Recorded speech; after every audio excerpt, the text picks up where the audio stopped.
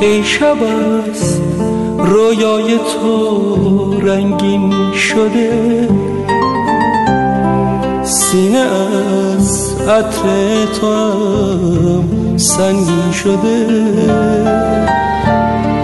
ای به روی چشم من گسترده خویش، شادیم بخشیده از اندوه بیش. همچو بارانی که شوید جسم خاک، هستیم زالودگی ها کرده پاک.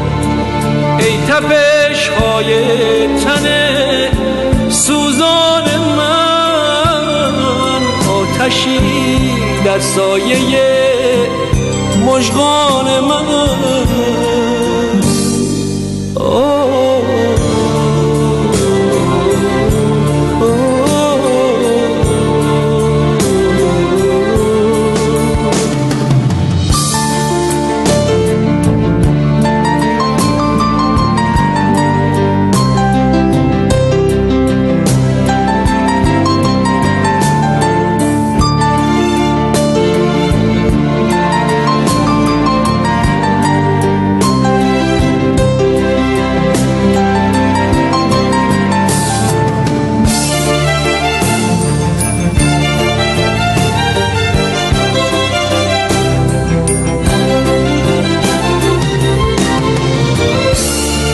ای مرا با شورش رامیخته، این همه آتش به شعرم ریخته.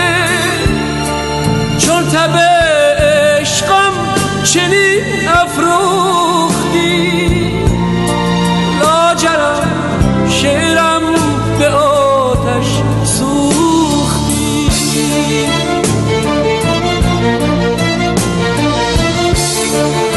دو چشمانت چمن زاران من، داغ چشمت خورده بر چشمان من.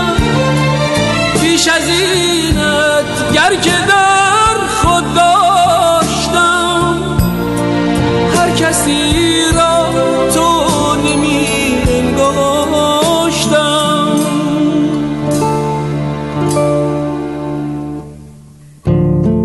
ای شب از رویای تو رنگین شده،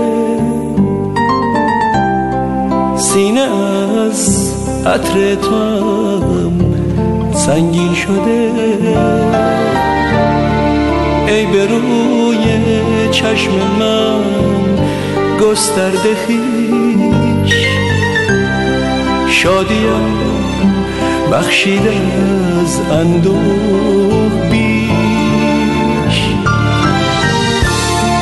همچو بارانی که شوید جسم خاک، هستیم زالودگی ها کرده پاک.